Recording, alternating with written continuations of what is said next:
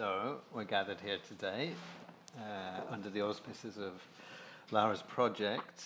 I was given a choice of about 50 keywords, all very contemporary buzzwords to choose from, and then invited to ask 3 or 4 people to come and talk about and around that word. So I chose standard, and my suggestion is I'll spend the first 5 or 10 minutes explaining why I chose that word.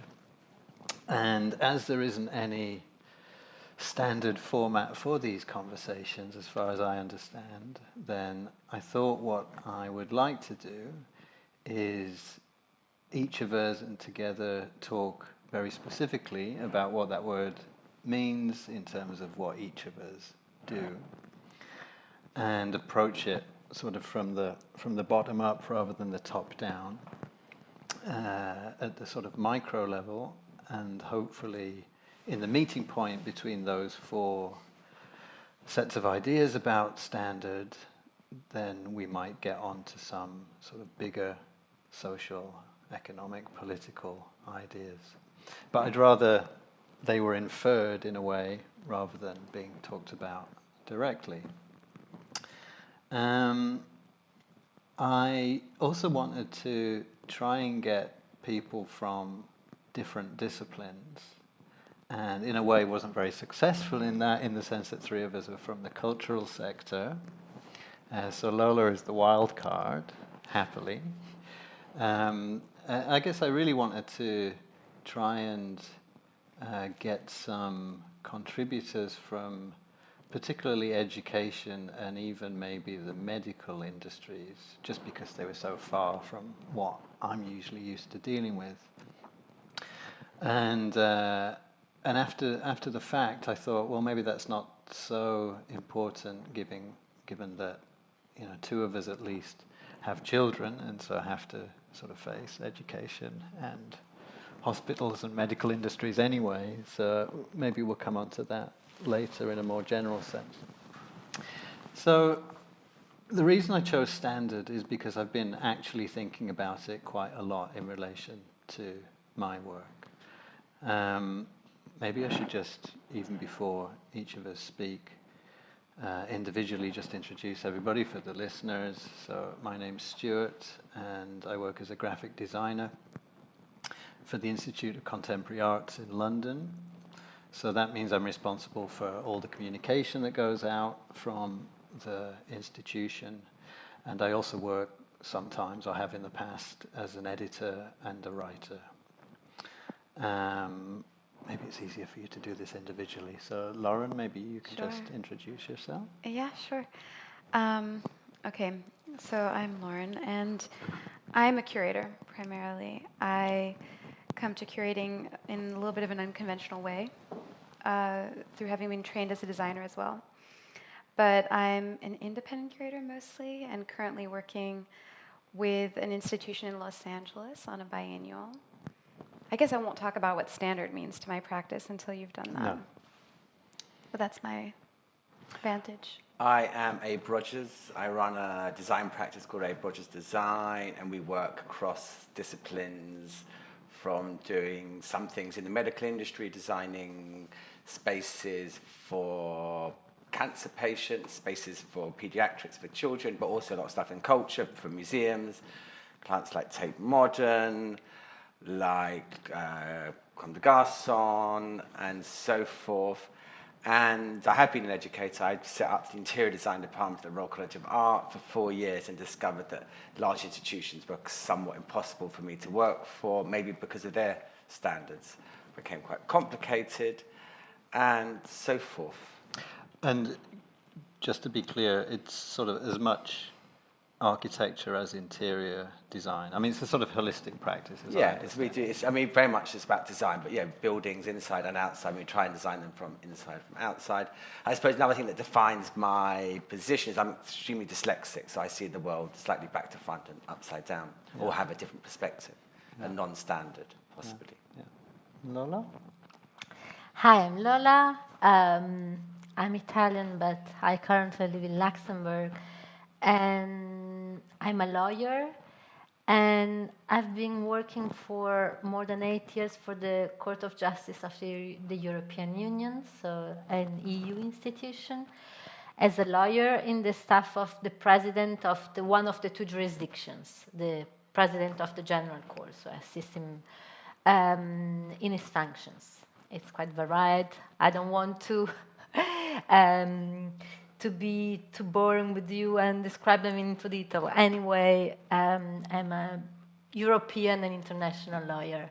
Is there one area that you specialize in, like immigration or anything in particular?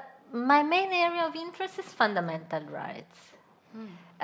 It has always been, but it's not the only area I'm interested in, because I'm also very much interested in the functioning of the institution. I've always been.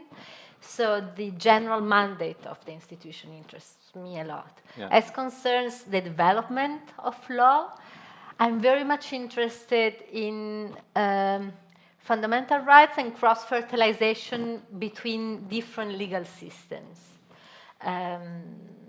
So decision-making in fundamental rights, the style of reasoning in this matter, how different legal systems influence each other, and in general, in the relation between this matter of law and society and the evolution of society, so how they interact.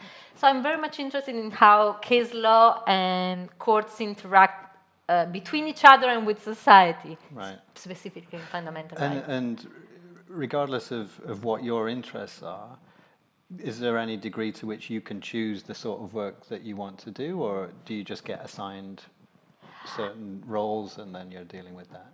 I cannot really choose, no. So, as most of my colleagues, I can choose a matter I want to study individually in our free time, like we can publish, we can study, we can write, we can participate in conference, and we can think as well.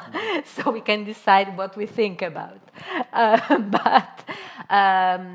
But no, so this is specific of the court I'm working in. So the court receives from demands and applications from citizens. So we are quite passive in that.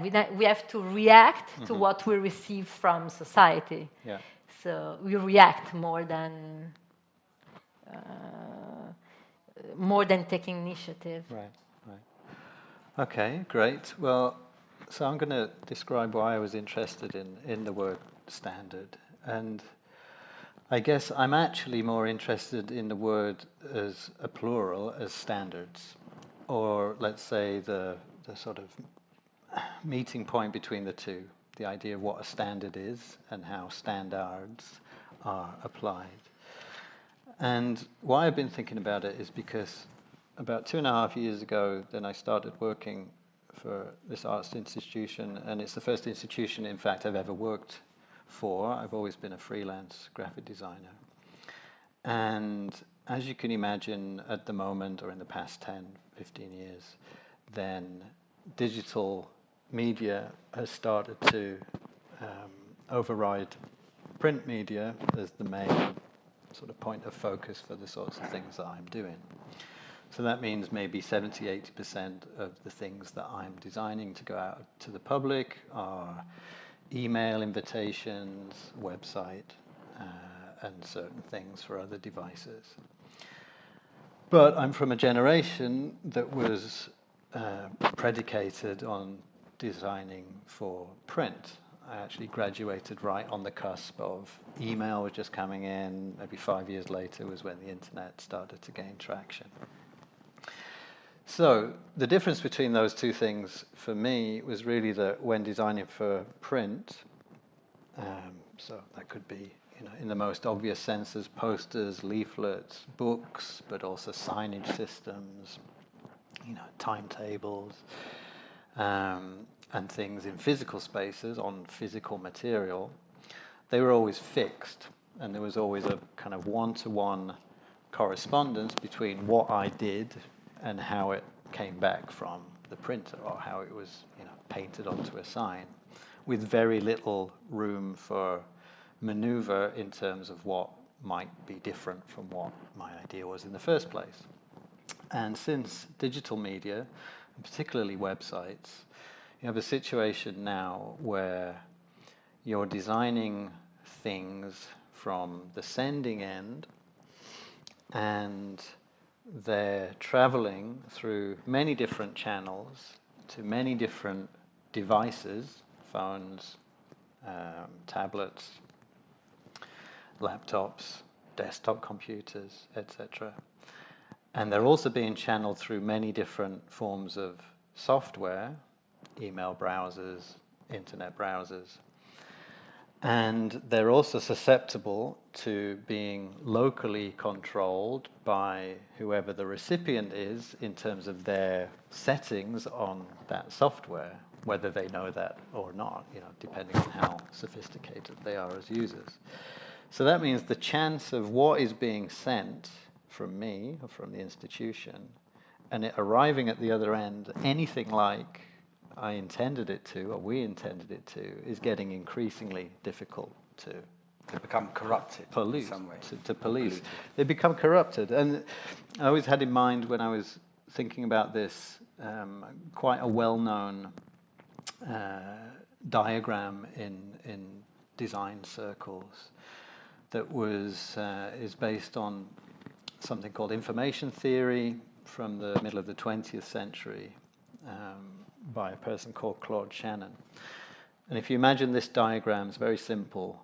There's a message at one end that goes through some sort of format, and that gets transmitted, and it's received in another kind of format, and there's a message on the other end. And in that process of translation, from one to the other, over time and space, which could be, a split second, it could be a year, and in spatial terms, it could be to someone next to you, or next door, or across an ocean. There is always noise in that system, and noise is the essential bit in that diagram. So here's the message, here's the received message, here's the arrow in between, and here's the noise. And there is always noise in the system. That's the important part, right? So even as I'm speaking to you all now, I might mispronounce a word. We might misunderstand it. You might misunderstand it. Ambiguity. There's ambiguity, and part of the point of that diagram is to introduce the idea of building redundancy into the message.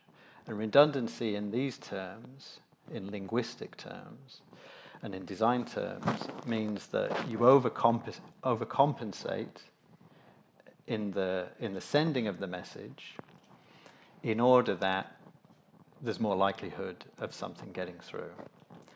And famously, language has a lot of built-in redundancy, meaning I could construct a sentence of 10 words, or I could say, I construct sentence 10 words, and you would still get what I mean in both of those variants, right? And if you take that back to what I'm talking about in terms of communication and graphic design, what that means is you've got to build in a certain amount of abundance of information to make sure the very minimum gets through at the other end, right? So let's take a specific example. I'm setting up an email invitation to be sent out to, X thousand people on the mailing list of the institution. In the past, if that was to be sent as a printed invitation, the color, the typeface, the paper, the envelope could all be chosen and fixed. And you're pretty sure, unless it gets lost in the mail. Or crumpled up. Or crumpled up, or torn apart, or whatever, that it would... Or rained upon. Or rained upon. 99% of those invites would arrive the same as they left the printer, or my desk, or the institution's mailing room. With a piece of digital software, the color is liable to drop out. The typefaces are liable to change on the way because of those local settings, because of browser settings, because of media settings, and things that are very specific to the details of the sort of work I do, to do with, I don't know, the spacing between lines, the way in which the ends of lines break, the way in which images are at a certain resolution or sized a certain way. All that is a complete open field. So you have to let go of control. You have to let go of control, or try and figure out smart ways for the essential components of that message to get through. Can you not celebrate that ambiguity in a way, and design in a way that encourages elements of misinterpretation? Absolutely, and that's what I'd say is the main task of someone in my position today, which is very different to how that position was 20 or 30 years ago. And the other place where the word standard comes into this thinking is that my job, as I see it, is to establish certain standards. They could be design standards, aesthetic standards, visual standards, but they're also linguistic standards, standards of language and tone and voice and all the things that amount to the identity of the institution, which is what I'm responsible for. And it seems to me increasingly difficult to maintain those standards, because in order for that communication to get through, you have to increasingly base what you're doing on templates and software that try and guard against things going wrong. So you're already, if you accept that, working in very, very, very limited parameters.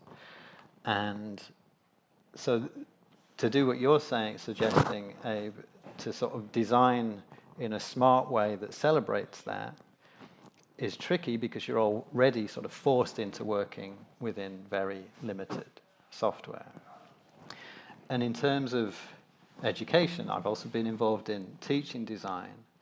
10, 20 years ago, I would have always said to students, try and avoid working within, try and avoid being limited by whatever the conventional ways of doing things are. Not that those conventions aren't useful, but before you even start, just try and get rid of those. That's becoming increasingly difficult, because the only ways in which you can send things these days are already controlled by a limited number of software, which can be platforms, can be. But before it was print, which is also limited in its staticness in a way. Yeah. So it's just, aren't we just shifting the rules rather than? I think so, but I would say the limitations are increasingly narrow relative to those of material products.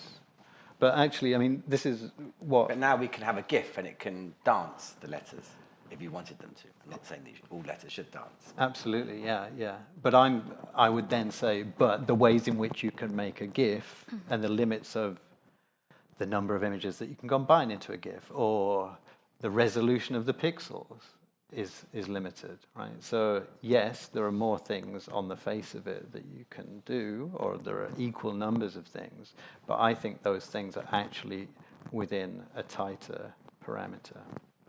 But actually, that's what I wanted to ask you, and I was thinking that would be a good thing to lead on to. Most of those problems or issues that I'm facing are specifically digital, and I'm presuming, given that you work in architecture, the equivalent problems are more material. Would that be true to say? I mean, I guess I'm thinking of fire regulation, building regulation, materials. I suppose, I mean, the introduction of standards really is, in my industry, is about everyone trying to remove responsibility. So everyone sits in a standard. They are not responsible to be sued for the roof falling down because they have followed this and this standard, which makes it much harder to do things in a way that you're saying as well, in an unusual way.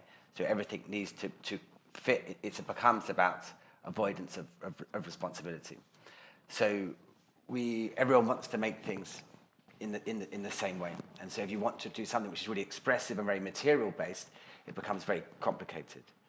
The class, when Thomas Heatherwick, who's always trying to reinvent the building process, created the Bang of the North, or the Bee of the North, and a spike fell off. And for 5 years, it was surrounded by hoardings. No one could enter it because it became a legal case, and then it became about who was going to sue who and how that would work out. In the meantime, the sculpture became obsolete and just became this building site. So I think sometimes it feels like design is becoming, through the standards, controlled by insurance and by law rather than by creativity. And I suppose that is a threat. And like you're saying with your software, we have to find ways to corrupt that process or subvert it so we can get through the creativity that we want. But often that means, as designers, having to sign off responsibility for specific details. Yeah. And has that got markedly worse or more pronounced in the last? I think it's got markedly worse. I think everyone is more concerned about law within the industry. We designed a Maggie Centre recently, and we wanted every door handle to be different. So it became like a little sculpture or a pebble that you found. And trying to get away from the standard with that took a huge amount of complication. We designed a house for a Russian eccentric, very interesting, wealthy woman. And we spent more, where we had beds spinning and platforms moving up and down and slides. And we spent more money on challenging the regulations than we did on producing the interventions. So it becomes slightly crazy. And law becomes more polluting of all our different worlds. Law is very important in law's place. But I think when it starts to make us all so frightened of our professions, it becomes difficult. Architects coming out of school now are much more concerned about legalities than they are about creativity, often, it feels. So we need to really challenge the educational system. And maybe this is coming a bit from the States, because I think that's where law and suing is so prevalent. Now, of course, law and creativity are not always friends. If you think of the expression judicial creativity, there's a very negative nuance. Really? Judicial creativity. There's a contradiction in No, it's like, is it shady? It's shady. It's like shady. It's a lack of legal certainty. So if there is judicial creativity, me as a citizen, how should I behave?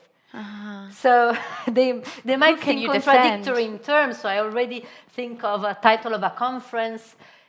Can judicial be creative? Judicial creativity, are they forcibly opposed? Because the first thing you would think of, they are contradictory. There always is some creativity in building a reasoning, of course, in applying, in letting the society and the needs enter into law. But no, so usually judicial creativity is a negative nuance. Like creative accounting, maybe. Something like that. So that's why it's interesting that we are sitting at the same table, because the nuance that's standard, as in the creative and legal field, is very different. Like standard, as in law, a very positive nuance. It conveys certainty, something that can be trusted, something that can guide people on how to behave, or something that can guide the judge in decision making. So it's something that offers a threshold. It's something that settles a rate of protection, or a way of analyzing, reviewing a decision in order to establish if it's legal or not. So it's something positive. It's a guide. It's something. But would you say law is standard? The first thing I would think of is the etymological origin of the word standard. It comes from like ensign, how to say, like a military ensign, something like that. So it's something that let you think of authority, first of all, and Built authority. built authority. And so it's quite close to rule. If you think of in French you have the term norme, la norme or norm, and then you have normal, standard, normal. So they have the same origin. So it's somehow a rule. The meaning is quite general, but they come from the same. It's what is generally expected. So yeah, norme, règle, rules, standard, they are expected settled rate for behavior. Yeah. Normal can be very negative. Oh, this is so normal. Or you can say, this is the norm in this field. So this is what, for instance, in health, in a hospital, this is what at least you are allowed to expect. Your condition is normal. Or your Pretty condition is reassuring. normal. Yes, so of course it doesn't help creativity, not at all, because it ties to certainty, not creativity. But It's funny. It's funny because I feel like when I think of standard, or when I began to think of standard, read this invitation, my first thought is distrust of what standard is, because I guess my perspective, and in my field, right, I come and I work with a lot of different institutions, universities, museums, currently I'm the managing editor of a literary magazine which has all of its standards in terms of style guides formally and linguistically and all these things. But the thing that always comes to mind to me is who made those rules and why, with what agenda, and with what context, and for whose benefit, and for whose authority to uphold. And it happens especially for me personally as a curator working in museums and making exhibitions, that especially coming from the outside and being a guest within these larger institutions, asking myself, why are people building these structures? The systems in one regard help the institution function and help it function faster than a large institution would, help give everybody a role, help nimbleness. Well, actually, I would argue that maybe they're built to create flexibility within them because they're systems, but there's always this cycle I would consider. I don't think of it as linearly or maybe as like progressively as you were describing, Stuart, because I'm always thinking of like, okay, people are building these systems in order to make something work. They're building a standard so everybody knows how to behave. And then slowly as it progresses, the standards become kind of obsolete. And you find yourself left with people being in an institution for 30 years defending the walls more than the content or the people within them, So standard to me, in my role personally, I'm always thinking, how do you push up against these walls? How do you break these standards? Yeah, which ones need to stand and which ones don't? And which ones actually still respond to publics? Because I'm also always thinking about publics. So publics are evolving. The institutions are trying to stay the same like fortresses. And to what extent are they sort of becoming obsolete? Or to protect their position. And need to be, Their walls. Yeah, and protecting their authority. But in terms of either of those examples, like a magazine or a journal or a museum or an art gallery, what authorities are they protecting? Or, sorry, what authorities are they coming from? What's the ideology behind them, if that's not too big a word, that can be obsolete? Is it that the momentum of just an institution, whether a journal or a museum, starts to become sort of self-serving in the sense that it's just establishing its own rules for the sake of it? Or is it actually a group of people who are trying to hold on to power that come from a certain ideology? I would argue it's both. I think it's not always malicious, but I think what would be a good example? I can think of it from either my perspective as an independent curator coming in, or I can think of it from the perspective of artists, Like recently I started working with an artist whose work is to bring things out from the outdoors into the gallery, completely unvetted content, right? and to ask everybody to leave, to make sure that there's this kind of social contract that says, like, actually, right now, I want this space, and I want to configure this thing. You're not going to know what it is until you come back. You're not going to know what it is until the beginning. And in that way, that's kind of an aggressive approach of trying to regain power on the behalf of the artist, but it's also a way of saying to the institution that maybe the structures that it built are not appropriate anymore for the kind of work that needs to be made now in this moment. I don't know if that actually answered your question, but I think that the institution is trying to build, well, I think there's a lot of different stakeholders, but the institution is trying to build standards so that they can, on a, 3 times a year, build an exhibition, and open the doors, let people in safely, have them leave, protect the art, send it back home when it's over, and do it all over again.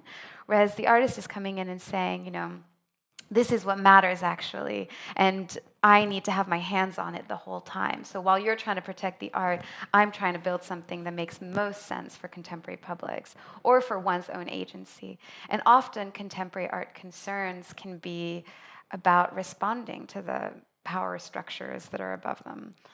I'm not sure if that really answered your questions. Yeah, challenging them or questioning.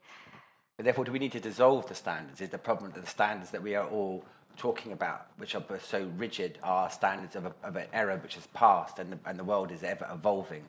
It is interesting times, as we're told in the title of the show. Yet we're trying to talk about standards which are so opaque and so rigid. And we need to create more fluidity. So maybe this is not a period of standards, except potentially in law, where we need to have this rigidity. But even that is becoming quite complex. We see in our funny country at the moment, the law has been taken to court, or the court is challenging. But what I find super interesting politics here is that we are all thinking and talking now about rigid and written standards, like technical standards or industrial standards, like ISO standards about buildings, about paper formats.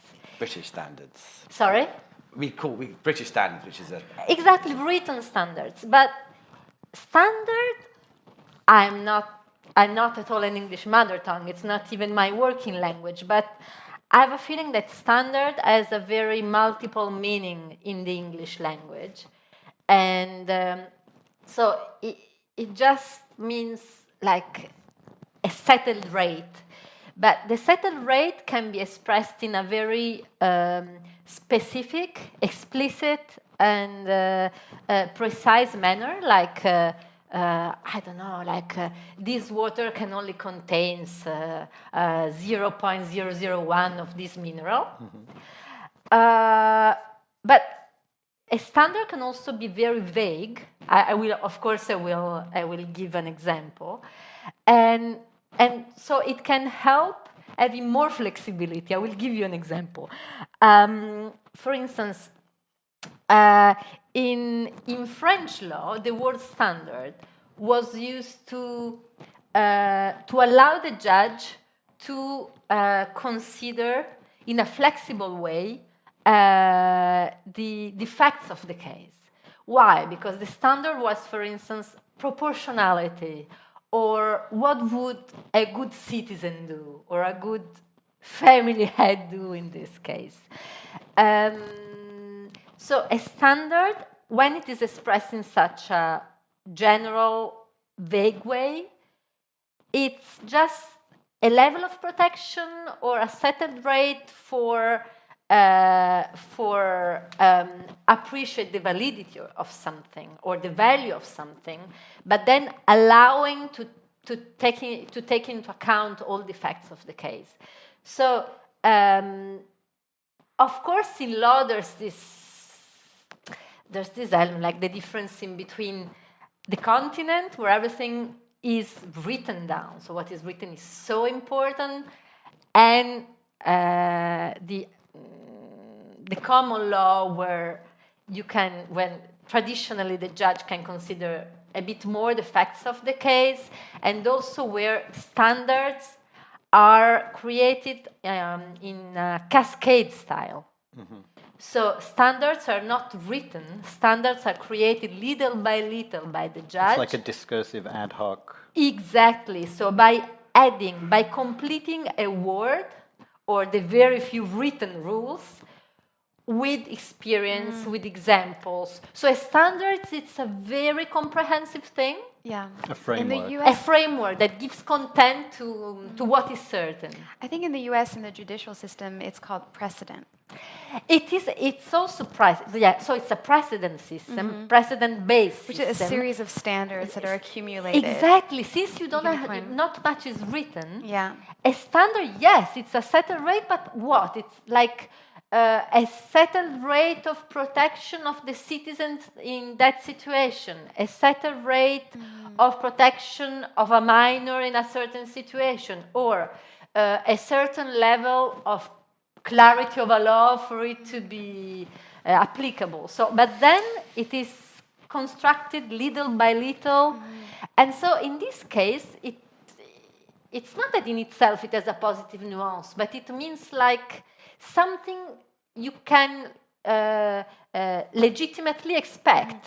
But can I just say, I guess the thing that comes to mind for me when you say that is the prejudice involved in building precedent or building standard. Like that's the thing, maybe I'm having a hard time answering when Stuart asks like how these standards change institutions, but like something that's happening a lot in the United States, for example, is people are saying like, well, this precedent was set, but it was from the perspective of an era in which people had very different rights.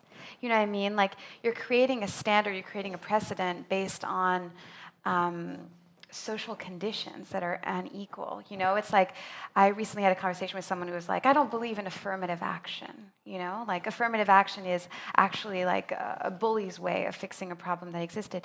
But actually affirmative action, you know, sure, can be gone too far in one direction. But on the other hand, it's saying that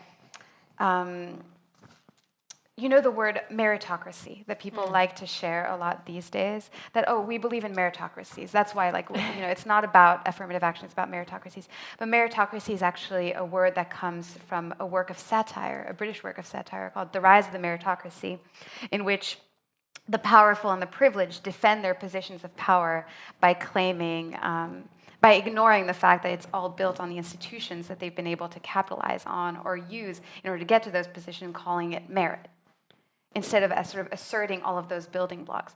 So I think precedents and standards are complicated, especially in the judicial system, and perhaps particularly in the American judicial system, because you look at how you can, and right now in our Supreme Court, it's really upsetting to see all these constitutionalists. People were saying, we have all this precedent for these ways of being. And you're like, yeah, but these precedents are set on racial or misogynistic bases. Does that make sense?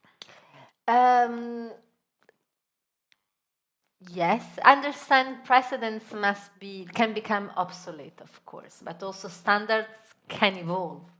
So I'm curious, like, given that you've grown up in a written law environment system, and you work within that, or is that not true? The EU system is a mixed system because precedent has a lot of value in it. Yeah. So the French system has a very strong influence, a very strong one. But EU law was built in a cascade way on itself. So little by little, it was the court itself that created the law.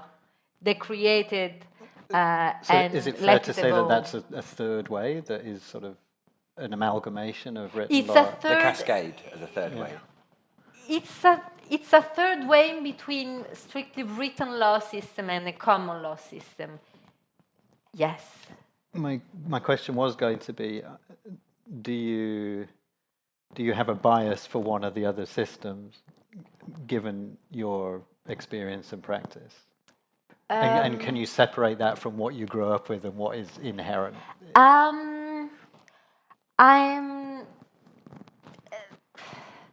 Individually, I'm very interested in how the judge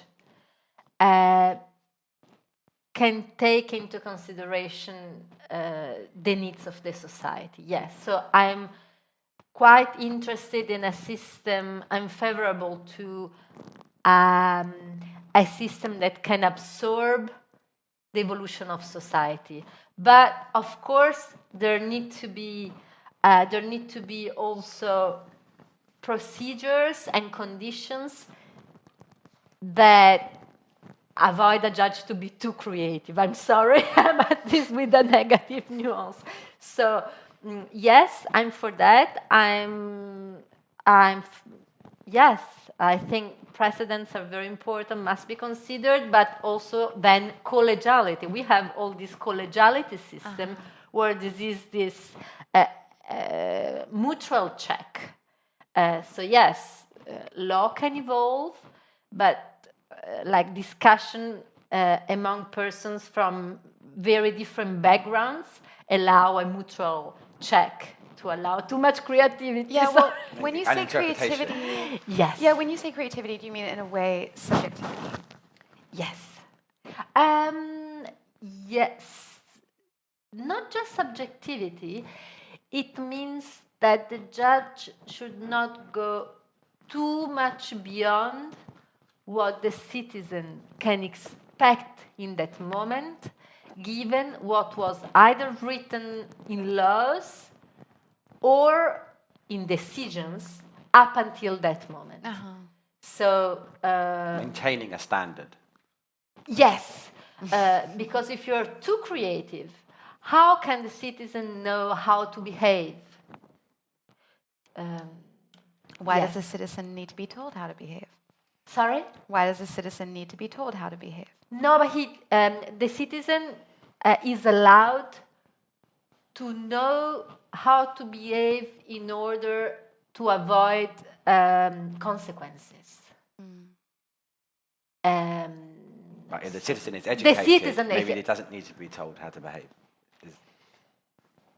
It doesn't mean to be told how to behave in every single moment, but when the citizen needs to take a decision, is allowed to know how they can behave in order to avoid legal consequences. The citizen or of course, any private party, any private subject. So the judge cannot just decide about what she or he thinks the law should go towards in a matter of abstract justice, but needs to respect also the principle of certainty. You're describing a kind of common ground. This is a common ground that we can all work with, work on, be in. Absolutely. So standard can be a written micro-standard or can be a common ground that allow you to more or less expect what will happen to you. And also fight against it. In cases Fight of against gentle it. civil disobedience, Also. challenge it, Also, push yes. up against it. Yes. It's, you know the term legitimate expectation, which is so important in both common and civil law, legitimate expectation. That is interesting. And Quite different point of view, huh? Completely. in terms of talking about, again, the last 5, 10, 15, 20 years, or our sort of generation, is the way in which the EU legal system is changing accelerating, slowing down, like the idea of changing law according to challenging precedent, etc., etc. Do you feel that there's a sort of acceleration or deceleration of change? Well, it's not an easy question to answer, but of course,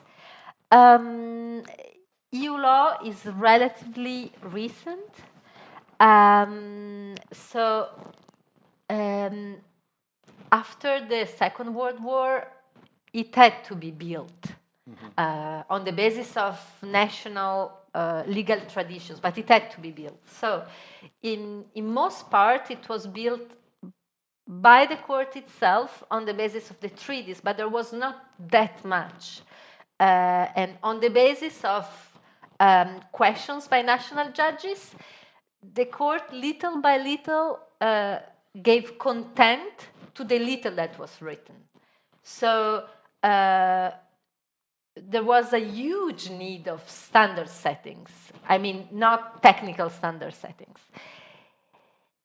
But still now, of course, there are new domains that are included into your law, and so each time a new domain is included, a new regulation or a new matter is regulated, there is more need for to create a standard, so to give a content to maybe the few words that are written on something. So I would say that is this technique. In French, I was also in the 20s, la technique du standard. So this fact of creating like a three-step test, for instance, for assessing whether something has been respected or not, is typical of new matters. New matters. I would say. Then, of course, the more a matter is regulated, the more we go into technical little substandards. But the standard technique is more. For instance, I studied in the Italian system, and then I studied a lot also public international law, which is an infant law, and human rights law. So people talk a lot about human rights standards. Why? Because it's easy to say everybody is entitled to a house, or everybody is entitled to a gun. Sorry?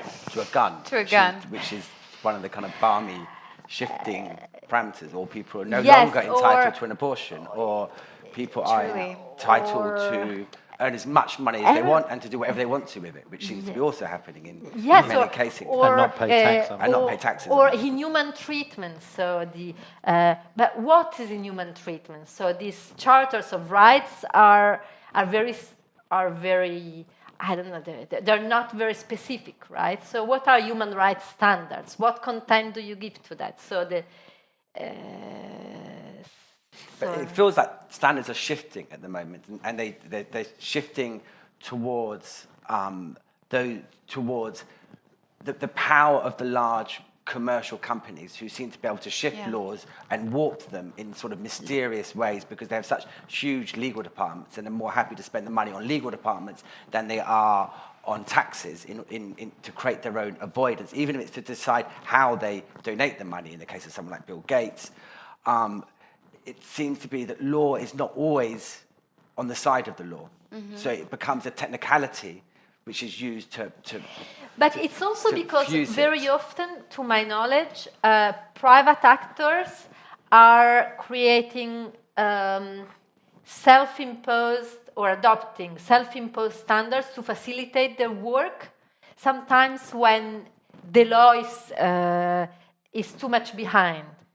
So, of course, in this context, like private actors are doing that for their interest. Mm-hmm. But this is also why there are other actors, like sometimes environmental NGOs, who try to create their own standards so that other private actors must abide by them. Or have interest to abide by them to avoid like the naming and shaming for their image. So everybody sets the standards according to their mandate or objective. That seems contradictory, right? To the use of standards prior. Yeah, probably because and I think standard is an abortion ambiguous is word. a good example. Because standard is like a threshold, and everybody the threshold for what? For what you would like to be. One of the things. I would come on to that, but I just wanted to say one of the things that Lara had listed as sort of extra words spinning off standard was doublethink. And I had a real hard time trying to sort of reconcile why she would have done that, but a lot of what we touched on is exactly that sort of two-way meaning of contradictions in terms, right? I think it's interesting. I mean, this isn't a non-articulated thought, just because it's just coming up. It's such a strong reaction that I have to the notion of abortion in law in the United States, because this notion of like a standard in that context is such a great illustration of how the citizenry could distrust the institutions and the authorities that build the standards. So what would be those standards? Well, the debate in the United States around abortion, whether or not it's legal, period. And then after that, the next layer being whether or not, at what level it's legal. Like, is it legal at 26 weeks? Is it legal at this many weeks? Okay. To what extent, like, when is life... What is the standard time until... When does life become life and is not cells? Like, when is it science? When is it murder? When is it medical? When is it, and these are things that are in such high debate for so many different reasons. People try to say that they're mostly religious, but they're certainly not. If you look at the history of how abortion rights have evolved and gone from one party to another in the United States, you see that it's personal and political agendas that make that happen. And control. But the problem is that there is a standard, or that you don't agree with that standard. Well, the question is, like, how is that standard being decided and by whom? That is, I think that's where, because I think I fully understand what you're describing, and in many ways, I think we benefit from the legal standards that have been built. We learn how to be, we have a social contract that we built together by the knowledge, or hopefully the knowledge, that not only we want to follow these rules, but we have also the power to shape them. That's what a citizenry should be, and that's what you're describing. Of course, that's the problem of participation. Yeah, of course. But I think, like, when you start talking about standards that you don't have the power to shift, and they affect you in the case of abortions, in the United States, that's when you start to, there's a crack in the veneer of the value of these standards. It becomes something where it's like, who and why are people deciding to make these decisions? I know, but the problem is that, for instance, imagine that that a woman wouldn't know at which moment abortion would become illegal, and she could incur in criminal sanctions. This is so. It's happening. Yeah. So the problem is that there's not a clear standard. No, there is a clear standard, but it's a moving target. Yeah, it's a moving target right now. It's a debated target. I think it's a standard that's being negotiated. I mean, it's being debated and kind of. On a state level, no? Yeah, on a state level. I mean, also hopefully not yet, but people are anticipating at a Supreme Court level as well. But yeah, women have been put in jail for having abortions at certain points, But I think that's an interesting example to challenge the notion of the standard as something that sort of gives us a bar. You're kind of describing it as like a safety rail that we can all hold on to. No, I'm not saying that I agree with every standard. It's the ownership of the gun. And no, the I know, but you're course describing it legally, yeah. Sorry? Well, it's the kind of the ownership of the gun and the banning of abortion, these two really crazy shifting places. The gun representing liberty in some way, and having your own, which is the taking of the life of a trespass or someone, the abortion being saving the life of an unborn child before it is a child, and how... There's a contradiction there. There's a huge contradiction. In the Conservative Party in the United States. And how law can protect these two, for me, really on the wrong side. I don't understand how we can allow these judges who are, in the States who have now so much power and are so conservative and so rigid, and how they can conduct and pull a country in such a crazy direction where people are really losing basic, and I think civil rights. And I think what you're describing is again sort of this skepticism towards law, because it's something that's based on precedent. So a lot of these decisions based on like, well, this is how it was done. This is how it's done. This is like the justification based on something from a past moment that had its own reasons for becoming what it was, is kind of the way these laws are being passed. And the other thing that is happening, like coming back to your point, Abe, is that the bigger the company or the institution is, the more financial power they have in order to employ people solely to lobby for that law or standard to change. And once that is in the ascendant, then it just means the division between those interests that can afford that and those that can't are the deciding factor, or start to become the deciding factor on how those laws change. And whether that is Sackler, or whether that is Marlboro, or whether it is, Apple, Facebook, or So standard, I mean, it's an expression of who has authority. So are we talking about standard?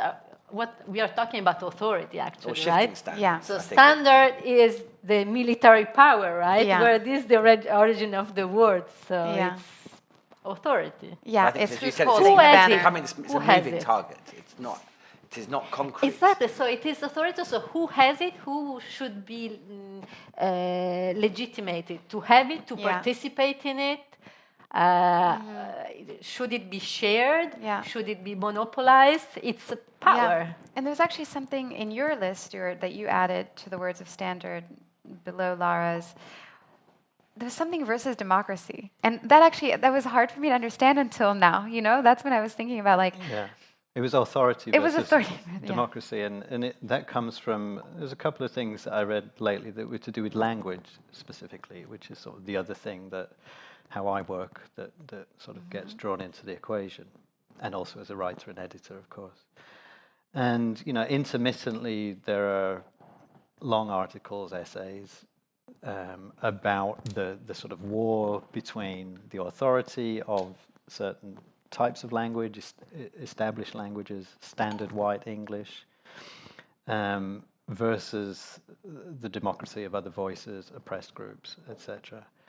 And the argument is usually couched in terms of the decline of language standards, which in the sort of aspect that I can support or understand means language is becoming less rich, less definable, less specific. Right? More standardized, less standardized. Less standardized, or less bound to rules, let's say. Or legibility. Or legibility. Common ground and understanding. And from the other side of the argument, the sort of... That's sort of true of colloquialism in the past. Absolutely. When where the common ground is much more localized. Yeah. And particularly here in Italy, where you have such a diverse series of languages convening together, from Ladino in the mountains to... And on the face of it, I would say, you know, to argue against the democracy of languages, against rules, against the sort of prescriptive idea of what language should be, rather than a descriptive way of what language should be. So these are two terms, prescriptive and descriptive, that are used. Prescriptive, in terms of the study of language, is laying down a series of rules that should be applied. Descriptive is more taking a litmus test of what actually goes on in practice.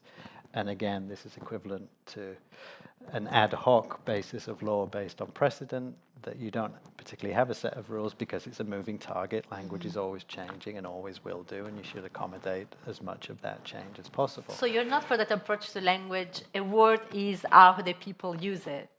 You're not that's a descriptive, democratic idea of how language works and should be discussed and taught. But it is a moving target. And this is sort of where I have faced it in practice, is actually again in teaching, and I find this quite troubling. So to give a specific example, if I'm teaching art or design or writing students, and we're doing sort of written projects, essays, thesis projects, increasingly I have to deal with large numbers of international students, which, at least in terms of design courses, usually means Asian students, for whom English is a second, third, fourth language, and a language so different from what they're used to that grammar doesn't apply in sort of any equivalent sense whatsoever. So, as a teacher, I'm very confused always to what extent I should be productively correcting or enforcing a standard idea of language, which is A, the one that I'm used to and grew up with, B, is probably the majority language that those essays, projects are going to circulate, certainly within the school, among colleagues and peers and whatever, at the higher level within journals. And I guess the main effect that it has on me is just that it takes so much more time to even think about what your position is on that in order to even respond in a way that you would deem correct or not. Meaning, so I have two essays, one by a student who speaks English as a first language, let's say, another by say, a Scandinavian student who speaks English as a second language, and one by a Korean student who maybe speaks English as a third or fourth language. All of those levels, as well as the fact that they're all individuals with different abilities of writing, have a sort of another layer of why they might be difficult or need a certain degree of correcting. But they're I mean, I suppose, firstly, being dyslexic, I have no really understanding of grammar or its use, and to me it's something which is quite an abstract sense to a degree. But more in the teaching of art, particularly to Asian students, maybe this essay is not the way we should be doing it. For me, the really exciting thing about teaching Chinese, Korean kids when they come over is their standards are completely different, and they come with a completely different toolbox. And the speed, they come very knowledgeable about technicalities, potentially. And when you start to teach them creativity, the speed of the evolution is extraordinary. And they go back with this completely crazy full toolkit and make things which are unbelievable and break our standards, to go back to word that we're using it. And maybe it's quite imperialistic, this obsession that we have to construct these English essays in this very English-like fashion, and we need to find a much more looser way. And maybe the biggest problem, I think, in education at the moment is trying to do everything in these fucking standards and making everything so rigid and building these walls, and you do pottery here and you do design there and you do jewelry here. It should be a much more, the world isn't like that anymore, and we can, a fashion designer can create jewelry and they can design a door handle, and a door handle designer can make a wearable hat. I think we need to encourage an evolution away from the rigidity of standards. I think my problem is, in those circumstances, is my sort of brain software isn't fast enough to know how to accommodate what you're saying in a productive way. Meaning, to even grasp whether Asian student writing an essay is actually lucid, is saying something of interest and worth, but I can't access it immediately because of the language. My having to translate that into something that giving them the benefit of the doubt is actually there, if they were speaking in a first language, would be absolutely clear and great and fantastic. Just takes so much time, and it's happening so quickly, but with no more hours or pay to handle it, that I think it's more my problem than their problem in terms of teaching. And that's the problem for me, is that my software isn't quick enough to know how to deal with it or respond to it. I'm kind of curious about this proposition, Abe, because in a way I think at the table, except for Lola, but though Lola probably in your own way, it's not that we're generalists, but we are of fields where we're doing many things, and that each of the thing is informing the other thing. And in a way, you're describing that as an educational model that I actually think schools are, at least schools in the US, are kind of beginning to really encourage. But I wonder at this particular moment if being generalists is the most productive thing to be. Really just a question. And I don't mean to say that you're a specialist because you studied one thing, because it does sound like there are many, facets that have to be pieced together within law and within the practice of law in general. But I do kind of challenge that, because it's not as much about, and believe me, I am not about the kind of conservative mindset of a potter can only make pottery, and a painter can only paint, and an architect can only make a building, and a chef can only cook food. The cross-pollination of these disciplines seems extremely productive, but I do wonder what's lost when you start telling everyone they can do everything. This is you've still got to identify quality. That's the exactly. difficulty. Maybe you lose your standard. I'm not saying I'm advocating generalism. I'm advocating teaching in a much wider way, and out of which comes the personal obsession. And the personal obsession may be only to cook cakes which are red, or it may be to make just pointed shoes. But coming at that from a much broader sense, I think the importance to maintain craft is essential, and to know about kerning and to know about a perfect arras is incredibly important.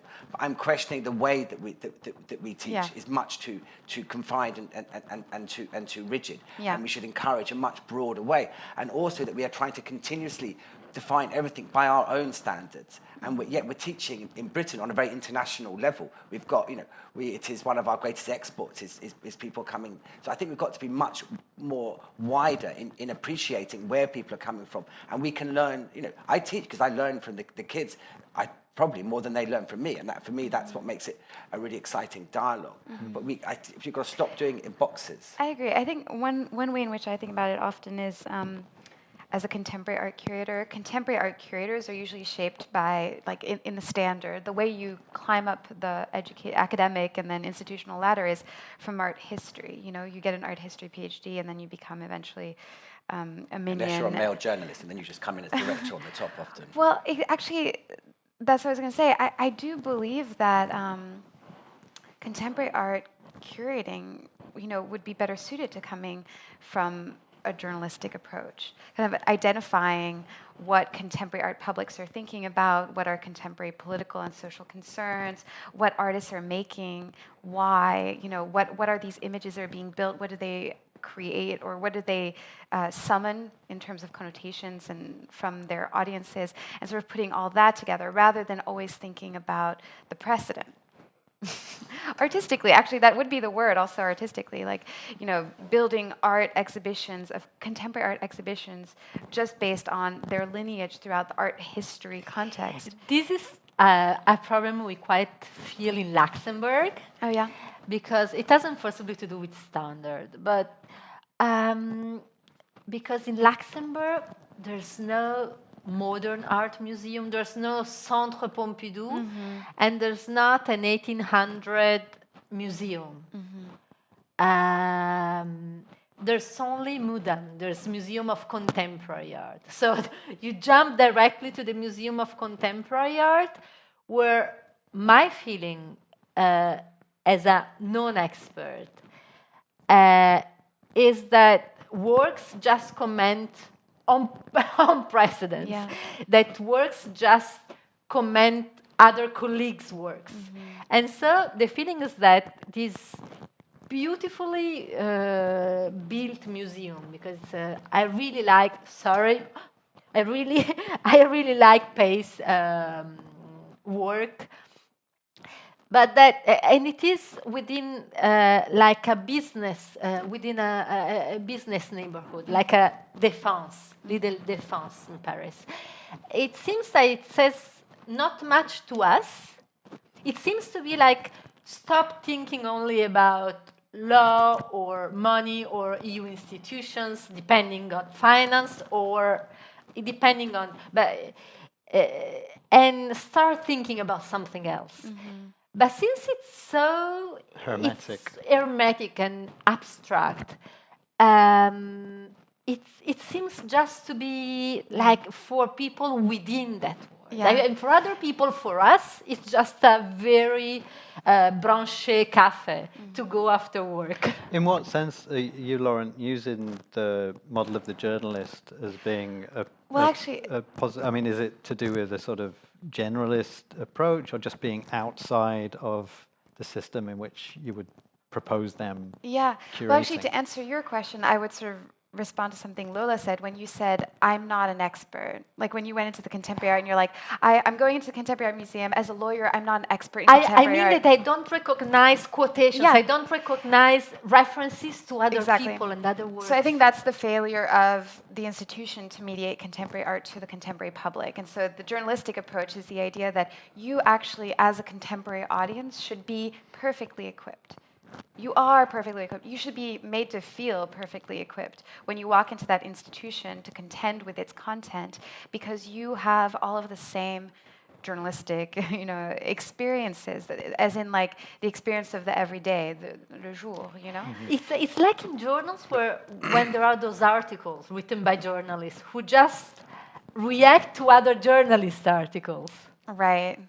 Though, I mean, I guess that's a rabbit hole that you can go down if you want. Sorry? That's a rabbit hole one can go down. Exactly. While there are other journalists who talk to the general public and can communicate. Yeah.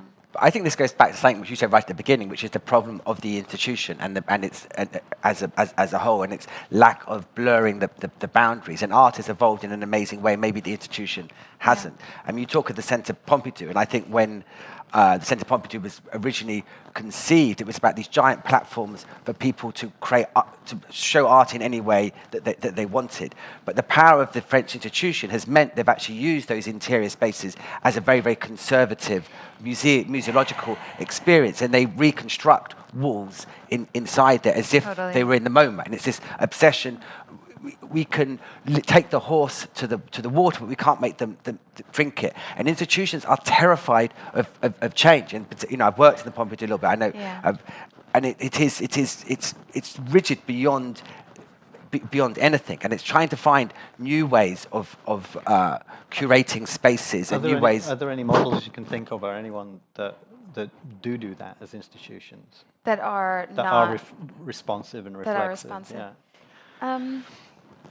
And I'm presuming the ones that are going to be at the smaller end and the more local end rather than the I mean, I don't know if this qualifies as an institution, but something I think a lot about personally is this very precious moment between 1968-72 when the portable camera was invented, and then people started using it and using the platform of television to distribute art and ideas and work, towards publics, which we talked about in the exhibition that Francesca and I did that we worked on with Serving Library. This idea that like public access as an institution is one that allows art to go directly into larger audiences. Into the living room. But because people sometimes need so much to have new sources of inspiration. Like people sometimes are so hungry of art. Please give me some input, some inspiration. I want to evolve in my way of thinking. So sometimes people go into a museum really hungry. So sometimes it's frustrating when you don't have the codes to access.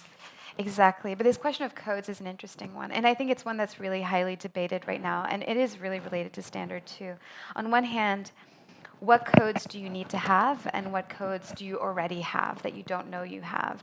Because opacity is also kind of a productive thing in contemporary art. Like the opacity of looking at something that has not been unpacked for you because it's not, everything is not for you, is also an interesting thing. Well, we were even talking about this last night. About the captions within the biennial, right? Yeah.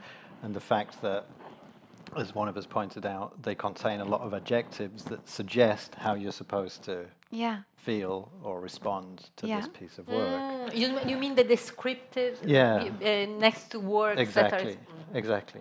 And or the general text at the beginning of the exhibition, etc. Yeah, a great example of that actually is an artist that I've heard talk about his work a lot. So there's this work, Black News, in the biennial.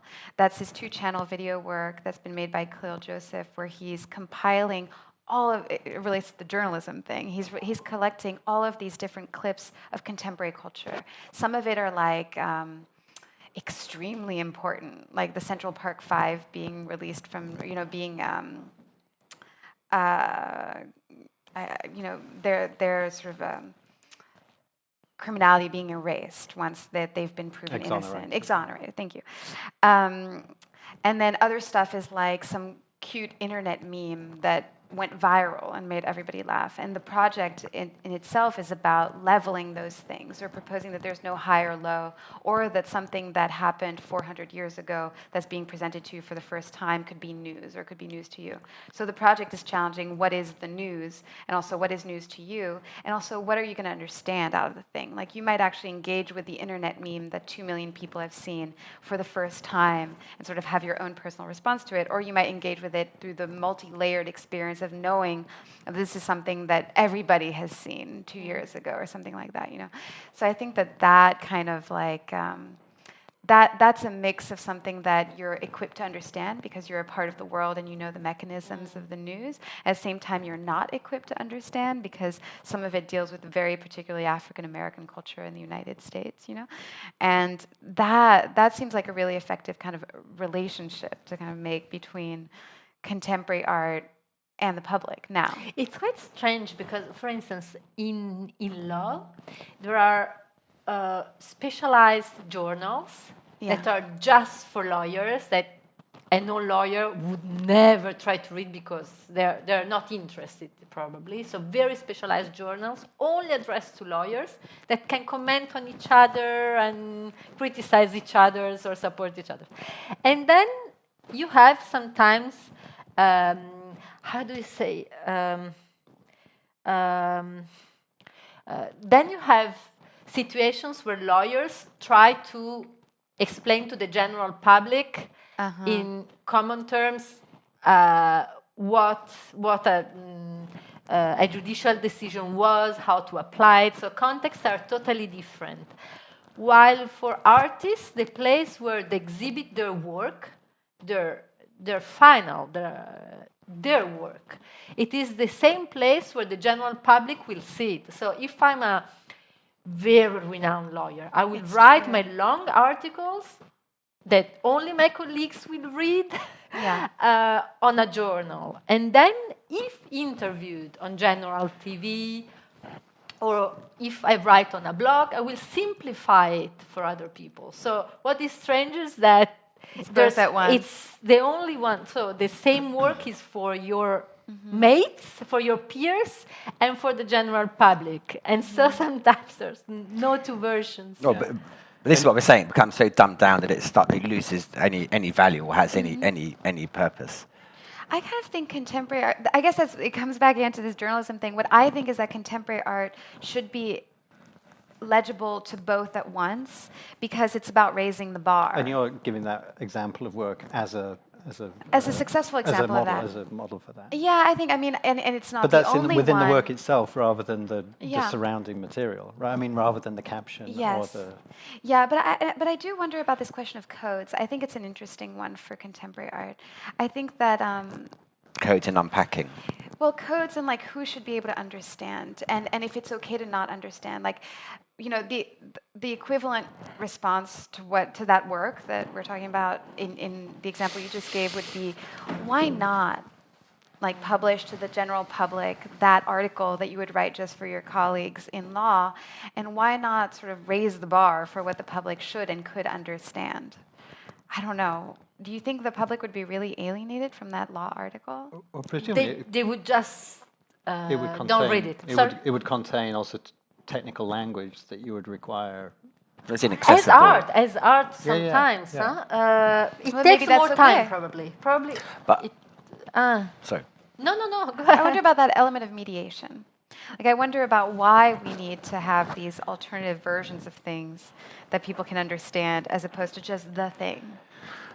But I think it's quite important sometimes not to understand things or to enjoy. I used to take my dad around a lot of exhibitions, they're very contemporary, and he would often finish and say, I don't understand it, but I love it. And I think it's that ability to not have to understand everything. And I think as Saxons, we're really obsessed with so much understanding. Maybe it goes back to your passion for the correct essay, which is easier to comprehend. And maybe we need to be a little bit looser about needing everything to fit into shapes, and enjoy more the confusion of or it's a Glissantian idea. Yeah, I mean, I don't think I wouldn't describe what I was describing as education as the passion for the correct essay. As I said, I thought it was but it is about some sort of standard that is honest about the degree to which it communicates.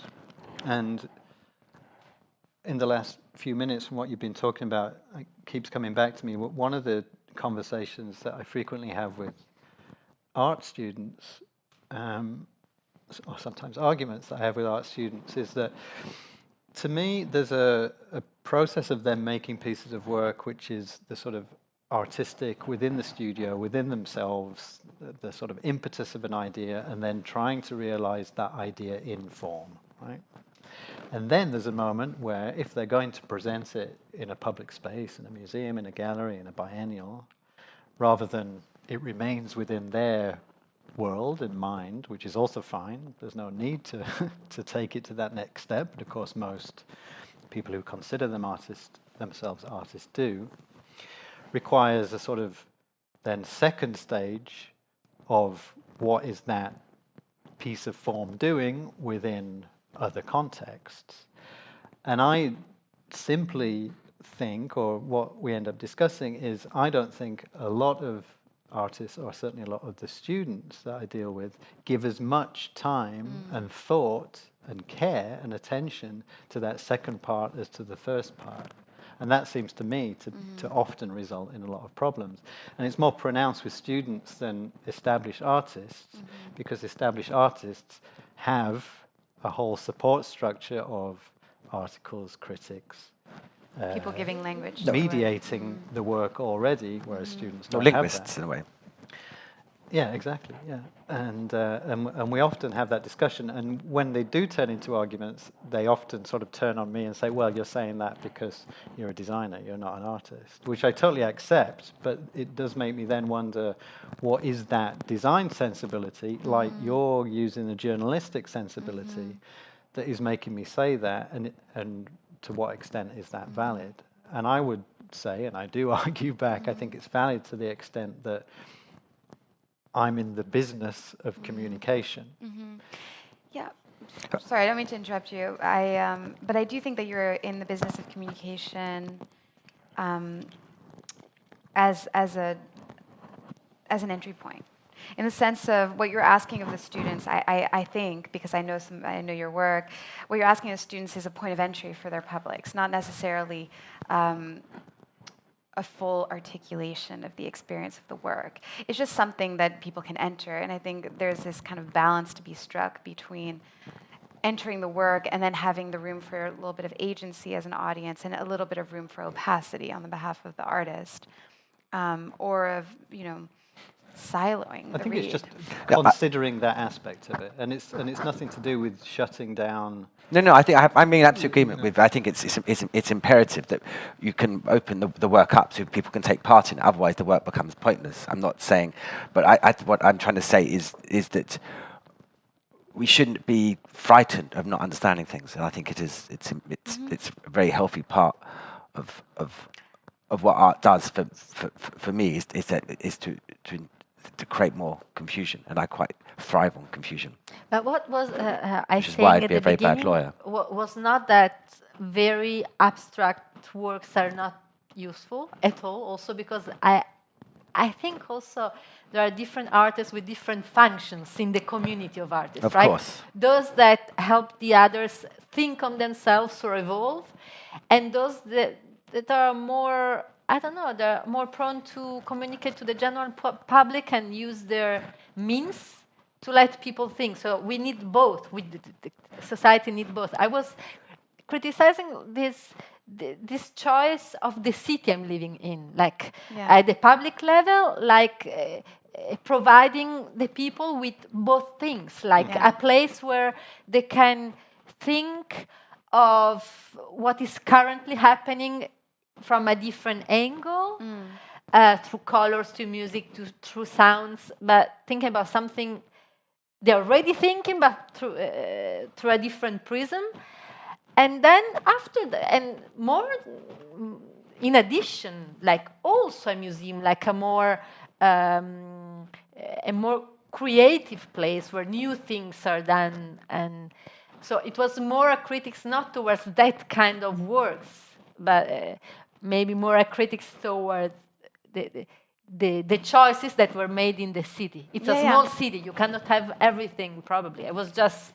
No, totally. But I do think it's an international problem, that contemporary art feels alienated to very intelligent publics that should feel like they're equipped to read it or to have an experience from it. So even though what you're describing is kind of what I was talking about from the very beginning, like the idea that institutions are building these kinds of structures that self-support the value. Actually, value is another really interesting conversation around standards, you know what I mean? I was recently at the American Academy in Rome, where you end up amidst Renaissance scholars and medievalists and classicists, and the value of that work is already established by time. But when you're looking at contemporary art, it's very, very hard to establish value, and it's even harder to establish value to contemporary public. Hence your notion about the journalist rather than the art scholar. Yeah, and I think that a lot of the ways in which contemporary art institutions find a way of giving value to the thing and their position and their roles and their fundraising and their buildings and everything is to assert a value that's self-contained and hermetic within the lineage of other things that have value, anchoring its own value to other things as value. But that's not actually its value. That's incorrect. But just going back a second to the notion of the museum being so important to explain it, to make the public feel at home, I think it can also go in the opposite direction, where something like the Tate Modern has become so popularist now that it feels more like going to an amusement park than it does to a museum, and it's that border, which is quite complicated to define. I'm not trying to be elitist, but it becomes entertainment, and how can we create spaces? You know, maybe it's just because it's become so huge and it's become too big, and this obsession that the art gallery has to be bigger and bigger and bigger and bigger. And I think, to go back to what Stuart was saying before, where do we see art where the institution is more in parallel to the art, surely in small art spaces, which maybe are more about galleries than museums, where there is less of a boundary. But I suppose it is all that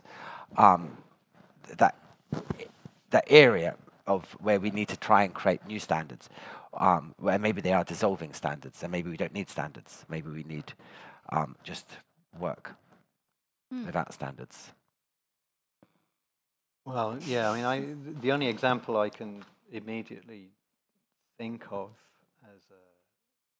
as a model for the openness and the changing as a moving target is somewhere I recently visited, which is a place called Grisdale Arts in the Lake District in the UK, which is, you know, obviously a small-ish institution, very literally isolated, like in the middle of nowhere. I'm sorry, which institution? It's called Grisdale Arts, and it was set up as a sort of artist residency program, and it's a very sort of self-sufficient space in terms of they you know, to the extent that they grow their own food, and a lot of the building is done by the people who participate. And we went there recently and had a conversation with the director. Yeah, absolutely. Things are always being added and not taken away. It's a very organic type of place. And the director there was discussing in its maybe 20-year history just that every, I think, 5 years, they've made a point of totally recalibrating what they should be. And you can imagine lots of institutions paying lip service to that idea, but this one just felt genuine, absolutely genuine, to the point that it's not really a residency in any normal residency sense anymore. And even the number of artists who would think of themselves as capital A, you know, career artists, barely in attendance, rather than a much more interesting, strange community of people. Well, it's slightly outsiderish, isn't it? Yeah, absolutely. But it doesn't seem to me that hard to imagine that model being applied at a larger scale. But I guess, as with all the examples that we were alluding to earlier, you know, sort of bigger corporations. Even a place like the Pump House, for me, it starts to trigger on that, where the artist really occupies the space and creates something. But the problem is it has very little traction because not that many people go to visit it. But it's the way you fit in the artist and the space are working together and to create something which challenges the norm and challenges the standards. Yeah. Can I also go a bit back to the beginning, and when we were first talking about being creative with the limitations and the parameters. Abe, in your practice, would you say you make a point of trying to do that as a studio? Trying to break standards? Yeah. Yes. I might do as an individual, I think, more. And I take my studio with me sometimes because they're more cautious and concerned. But I think partly because my perception is slightly altered to others through dyslexia, through my educational path, which is very non-linear. So I don't really understand. As an individual, I find law quite a hard thing to understand, or rules maybe more than law, which is I went to many different schools because they had perceptions of what standard was, and I kind of don't in that direction. So, of course, with time, I've learned that one must go within the lines. I find it not instinctive, anti-instinctive. And to what extent does the dyslexia feed into that then? Because I understand how dyslexia sort of can break from the rules of Grammar.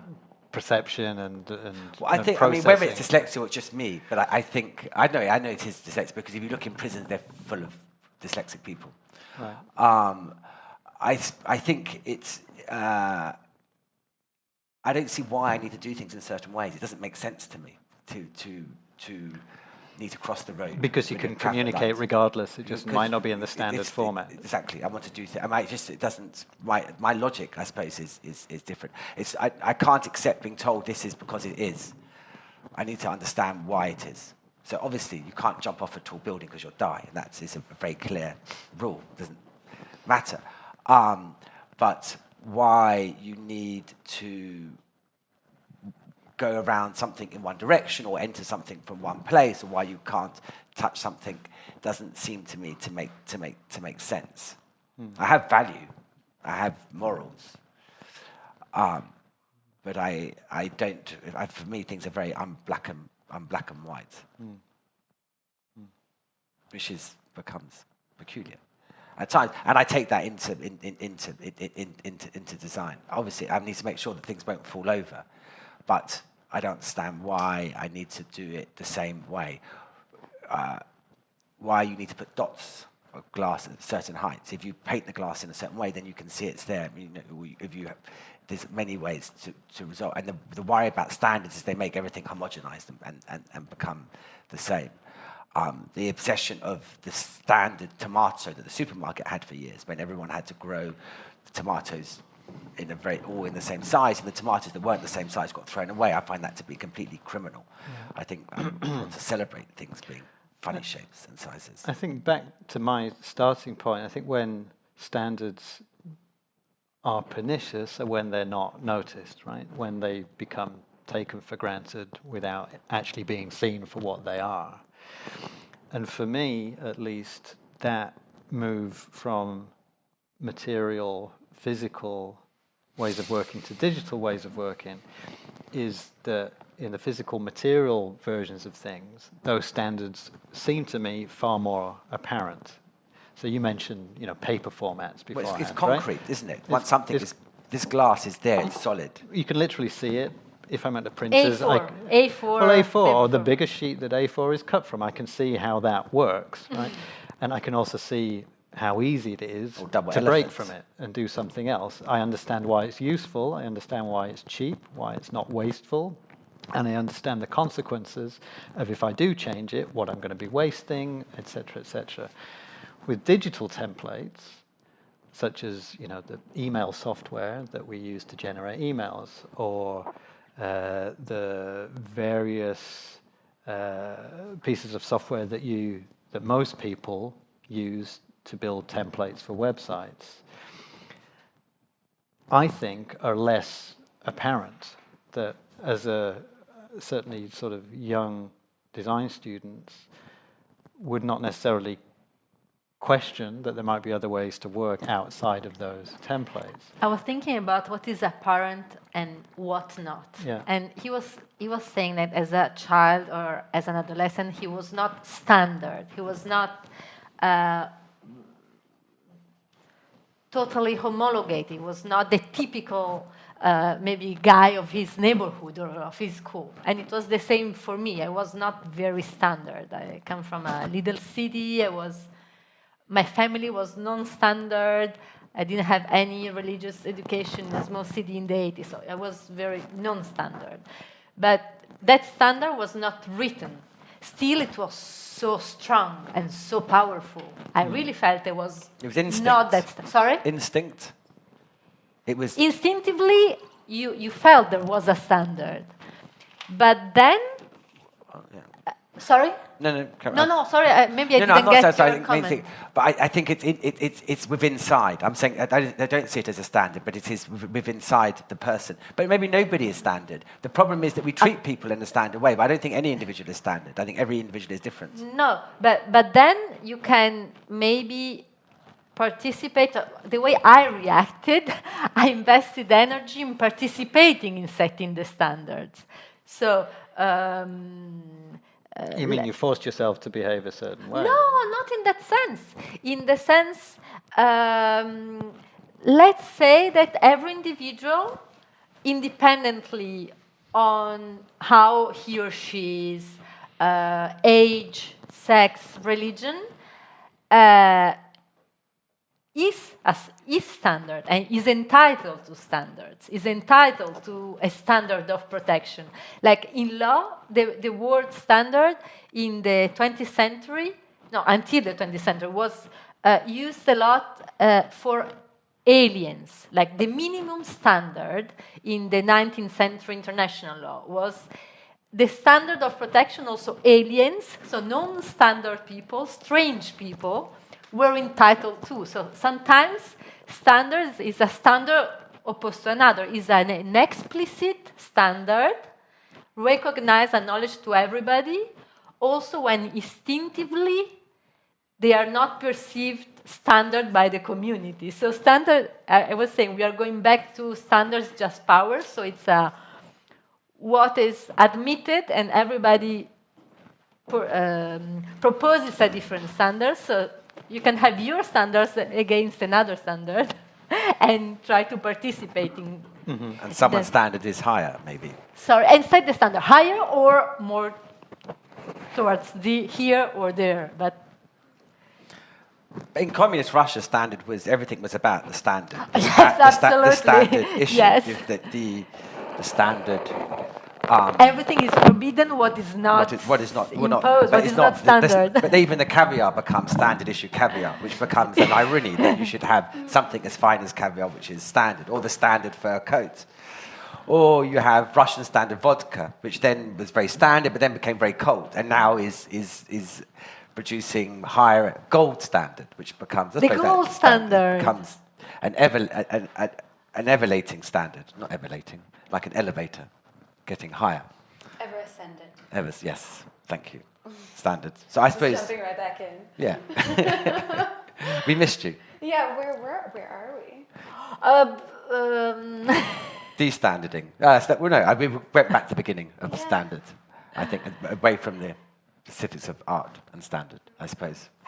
We were also on explicit as opposed to untold standards. So Stuart was saying, what is also important is that standard, you know what the standard is, because untold standards are probably even more dangerous than told standards. And so, but I think, I'm also saying that nobody is standard. There's no such thing as a standard person. Yes, but you treat them in a standard way. Person. And maybe that is the problem, which goes back to the art school or any type of school, that we treat everyone in this very standard format. And when you're particularly off the spectrum, then it becomes very hard to fit into the standard. Potentially. Because it's a very linear process of pigeonholes. Yeah. It's weird that we came boundaries. up with this idea that that's how we move better in society. You know what I mean? Isn't it strange that we've come up with the idea that there needs to be this common ground? Why do we even need common ground when you think about it? Remove the boundaries and let it all flow together jump into the sea. Yeah, probably not to decide maybe because deciding each time is tiring. Yeah. So because of laziness, conventions are useful not to do the same effort each time. Right. The same mistake each time. Reinventing the wheel. Exactly. Redoing that. How am I expected to do? Okay. But is it not also about control? Because we have these people who are just obsessed to control, and so they want to create these standards so they can hold us and they can make us write all in the same way, walk in the same way, dress in the same way. There are people totally frightened of not doing something which is 100% right. Then they're not interested at all in what it it is for or where they're Yeah. going to, but And in that sense, how is standard related to mediocrity? mediocrity. What is? Yes, of course. In the Yes. middle, which is kind of I guess that was part of Lara or Stuart's list, the lowest common denominator. Yeah, I was going to say lowest common denominator when we were talking before about education. Yeah, exactly. Yeah. So it becomes watered down And when you to a say point which high is standard, digestible. I try to keep up to a very high standard. In Yeah. this sense, My standards are higher yeah, exactly. than yours. Your kitchen is dirty. My standards are higher. You're obsessed. No, my standards are just higher. Exactly. Or I have very low standards. It's fine. You can be dirty. I wonder about mediocrity a lot. I just feel like Sorry, that was a much better point. no, Back to me, no, Rocky. no, Next. no, Just it's kidding. super related. It's completely related because I wonder about it in terms of like, so we create these standards that we want people to abide to so that we all have a common ground and we can all move more fluidly through systems and institutions and societies and everything. But the problem is that in order to have a standard, you have to kind of ask everyone to quiet their eccentricity. And quieting their eccentricity is actually like the genius that's Of flowing course. through them. No, it's that allows numbing. for this It's kind of- numbing the person. It's Yeah. removing their. And also, I think a lot about being kept busy by the institutions. This is something I think about all the time. You know Like what I turning mean? around, walking Just like the around, bureaucracy that is standard. Yeah, exactly. I mean, you know what that is? To me, that's wasting time until we die. Like, that's killing minutes, you know? Like, making sure that we all manage to walk in line. But it's at the keeping same people employed pace. and it's keeping people in the right place and everything ticks over. And Quiet. I mean, it's Audre Lorde, this beautiful thinker and writer, American, who used to say it's Who, sorry? Audre Lorde. It's the master's prerogative to keep the oppressed busy with the master's concerns. yeah. So the institution and those in power keep you busy. You're filling out the form, you're meeting the credentials, you're going through the loopholes and everything, and then you don't have any sort of bandwidth left to challenge. I mean, I think that's the great sort of injustice of these systems and these standards. I just see injustice when I see standard. I mean, I see your Injustice. perspective. Injustice, yeah. I see injustice when I see standards because I see kind of exactly what we're describing, a kind of lack of mobility. Of initiative. Yeah. I think it's removing the need to push and to change because you know the standard you fit into, which is exactly what the communists were trying to do with the use of everything being standardized. Then it also depends, of course, it depends immensely on how much certainty a people needs because of his personality, like how much certainty you are comfortable with, or uncertainty you are comfortable Or with. the arrogance of certainty. If you're certain about something like that, it's horrible. But I mean, how much external But certainty But or... it also can be very tedious when people are overly certain because then there is no conversation because it is this. Your father tells you. Your Sorry, I didn't mean to hit the table. On that. No, yeah. The patriarchy. The patriarchy, exactly. Yeah. But the mediocrity is what we all want to escape from. The mediocrity is what we are frightened of. I think so. I mean, I wonder about like, there was a study recently that said that in America, the average household spends 6 hours watching TV every day. Every day. Every day, I mean- 6 hours watching TV. Together the TV was dead. or Individuals, I guess. But individual? Does that mean they combine? Is that a combined time or per Combined person? or Or not? in, Good individual? question. I guess I don't have the answer to that. But imagine 6 hours.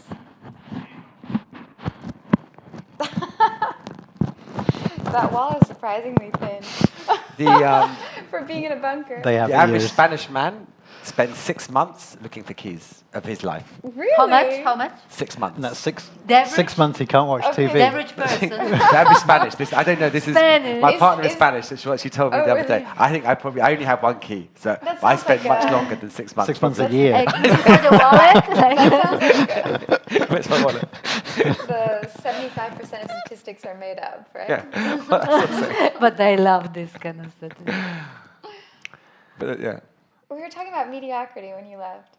We're talking about the standard is trying to keep us all down to mediocrity. Well, I was Killing thinking time. as a sort of last point Standard. to think about is living standards. Uh-huh. And at the back of my mind in all of this, I sort of have, the sort of point of view of my parents in their lifetime would be, I'm sure, a sort of rising in standards of comfort, consumerism, access in the West specifically, and at the same time a loss of standards in community, in all the positive aspects of space.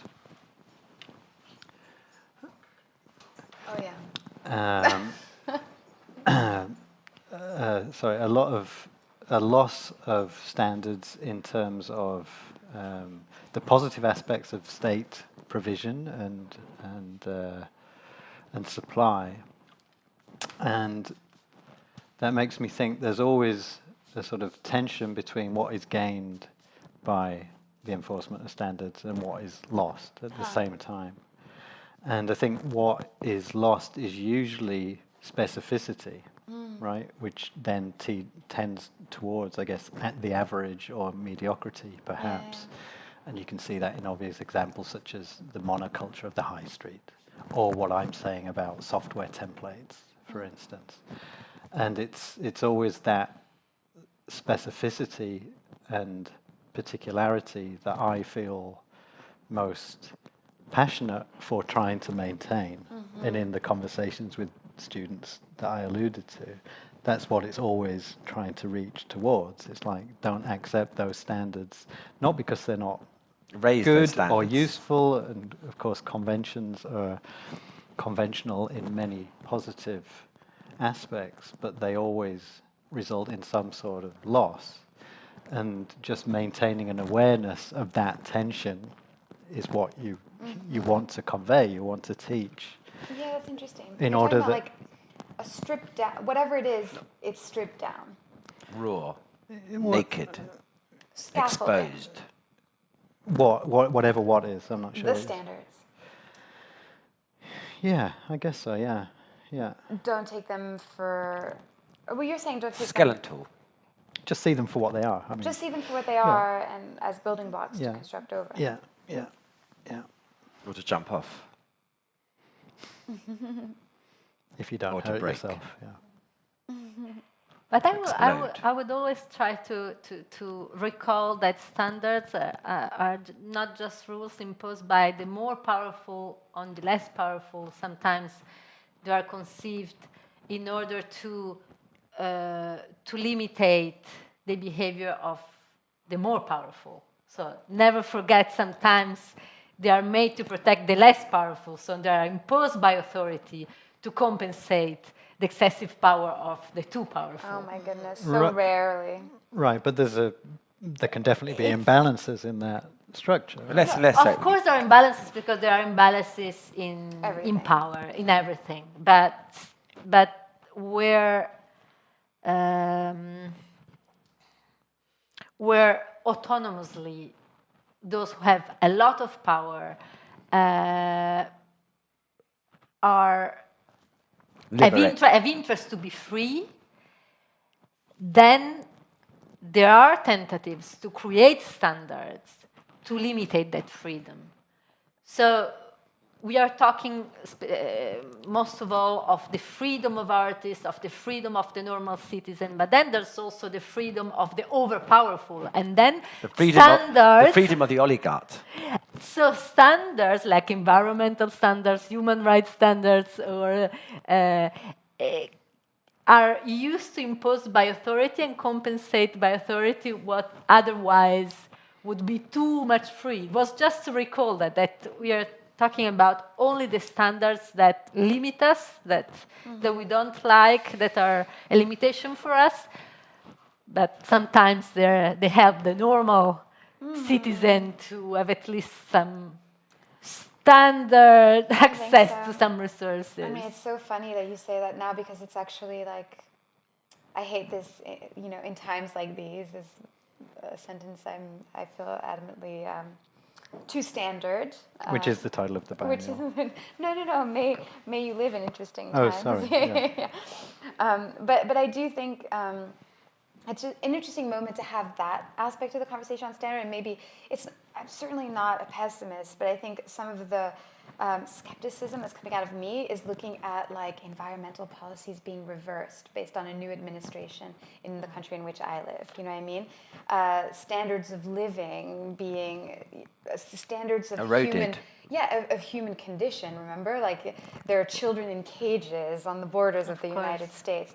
Toothbrushes had not been agreed upon in court, and so they didn't have toothbrushes. That was being debated as, like, appropriate conditions, standard of living. No toothbrushes, no private bathrooms, you know, things like that. Like, these were things that were nebulous, I guess, in the contract that had been drawn up and the laws that had been presented for what actually a humane condition should and could be. But your point makes sense. It's just it's interestingly vulnerable, which is not what we expect of our standards and our laws. It's vulnerable to the wind of one administration or one system. But what I wonder is that in the jungle, without any rules, the vulnerables would be even more vulnerable than they are now, because not on the borders, not if you're on the borders of Mexico, and who knows what's going to happen on the borders of the United Kingdom with what's coming our way with Brexit, and suddenly we're going to lose all our standards, which have been based upon European standards, and it is to the benefit of the mighty and the very powerful, and to the absolute deficit of the poor and the vulnerable. I think the world is going to a really crazy place at the moment, and it is going towards supporting the top 1%, and that's in both the administration in the US, in the not so United Kingdom. I think what we've seen in Italy, also with the Berlusconi, and now with 5 stars, and it's all going towards the belief in, if I live in this administration, it's potential that I could become one of the rich, and so I will believe in that rather than to believe in the common standards of the common people. I also wonder how connected this is, kind of full circle back to your original statement about standards in print versus standards in digital realms. I wonder about like how new technologies and new ways of communicating and new, like privacy, like things like that, like things that didn't need to have a standard maybe before because they were just much more manageable on a social contract scale, and suddenly you have these like privacy standards needing to be drawn up, which is related because it's kind of these new ways of moving through the world, that literally circulating through the world or not circulating through the world. It's not, what I don't like about the sentence "in times like these" is that I think every time has been complicated, and that every transition of time has been complicated for different generations over time. But how is this changing now, and how do standards get made now or uphold now, like new ways of moving? Well, I would, it's not really news as a comment, but I think just the speed of the violence of that change is what the acceleration is the new thing. Right. I guess. Of creating standards even? The acceleration of creating standards. The acceleration of change. The acceleration of change, the acceleration that digital technology affords just by its very nature, and the fact that fewer and fewer people understand it, or see it, or witness it. But they believe they understand it because they had the power to control it. We go back to the notion of type. Now everyone can sit on a computer and create a document, but the fact is they don't know how to create the document. From a design perspective, becomes quite confusing. So you end up with a lot of quite illiterate documents which make no sense, therefore need standardizing in some ways. Yeah. So we need rules because there's more ability. Is that in a way what we're saying? Yeah, I guess. I mean, just at both micro and macro levels, I just think, again, the speed of that change, whether it's that's political change in the last 5 years, it seems to me totally parallel with the change of technology in terms of softwares and templates that I'm talking about. But I wonder. Oh, sorry. And just the lack of general understanding, because they're sort of done in a black box or in private. But I wonder if it's a lack of understanding, or also, and this is where it kind of like all falls apart, where it's like, for most of what we've been dealing with up until now, there have been existing social contracts. For something like privacy, for example, what are your 2 kiddos that are 1 and some months old, going to think about privacy? Like, do they care even about it? Is that even a thing? Like, what are they protecting? What are they not protecting? Are these just like really outdated ideas of how bodies move through space or people interact with each other? Because you look at teenagers now, and the social contract is really different. What is that standard? How do you define that standard? Who is defining that standard? And who's benefiting from there being a lack of standard? Things become, publicity becomes taken for granted, rather than being the want to live inside your own box becomes much more ambiguous. Even with my teenage daughters, there is an acceptance of lack of privacy. Though then there are very bad social results of it, and depression and suicide rates, going over the top within the generation. So, but maybe this next generation will be more at home with these new standards. Therefore, it will be less of a shock. And part of the problem is that we're caught in between. If we didn't need to worry about being naked, then we wouldn't mind being publicized being naked, and it's losing those inhibitions to an extent, which therefore privacy becomes, you're welcome to look at me through the camera. This wouldn't be that bad. Yeah. Being naked? Not being afraid of being seen. No, I think it's not bad. I think it's the only way to deal with it. Just an example, yeah, yes, but I think that's an interesting one. I mean, I think that's a really large societal shift that doesn't have standards already. It's a very unspoken agreement, what people want and need, and I think generationally it's changing rapidly, as you've been describing. And I don't know, Edward Snowden was saying not believing in the right to privacy is like not believing in freedom of speech, because saying you have nothing to say,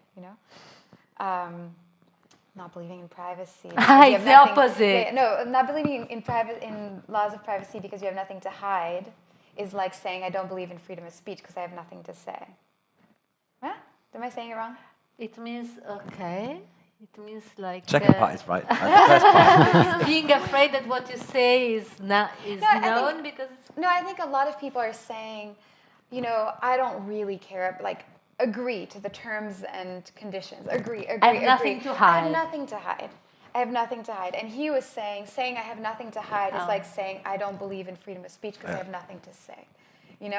And so this question of like why we're defending some of these things are interesting. Do we need to defend privacy or not? We have no standard for that. But that's where the debate about standard is interesting, because norms... Sorry, no, I was being slow. Norms are the most interesting when they're forming, because when they're written, like in an ISO book, they're so boring. No? Like when you write in an ISO book, a bottle has to be, 20 centimeters high, rules are so boring. But when norms or standards are interesting is when you see their birth, how they're forming. At the moment of their coming into being. The moment they're coming into being. Yeah. Because what's the standard for privacy? You see all the forces or the different powers, the different actors interacting to create the standard. And so they express society now, no? Yeah, it's true. So it's so interesting. It's true. Then when they're written down, then they stick and they remain there and fixed. In 10 years, they become only assets, right? Yeah. But all the time, it's demanding more and more transparency, which therefore is about the demise of privacy. So I think we need to be more open. I think we need to dissolve walls and be more happy to be exposed. I think it's completely different. I don't think it is to have nothing to hide is a great thing, and to talk is also a great thing, and we need freedom of speech. Do we need so much privacy? Because I think within all these private conversations is when all the really sinister shit happens, and this is why we're in such a dark place. Right. You know, the dark leaders that we are talking about all do everything behind closed doors. In a and then bunker. In a bunker. In a bunker. Like this. I do think it's interesting that this whole conversation is centered around standards, which are these kind of clear, like, you know, poles that one can adhere to or one can look to for guidance, when what you're describing as the most interesting thing is the messy, unformed space before the standard. That's the ambiguous, that's the meat. But That's the ambiguity of The law. pre-standard. the pre-standard. I think we should stop. Okay.